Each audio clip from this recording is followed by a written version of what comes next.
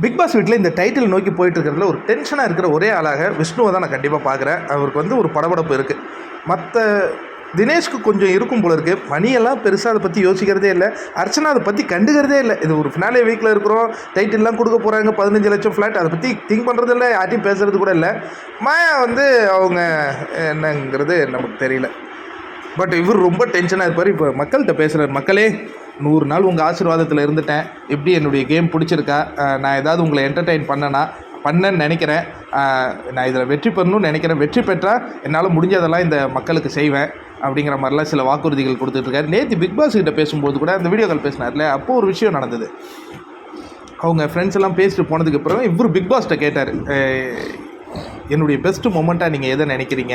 அதேமாரி ஏதாவது இருக்குது உங்களை டிசப்பாயின்ட் பண்ணிட்டேனா அப்படின்னு பிக் பாஸ் டீம் கேட்டார்.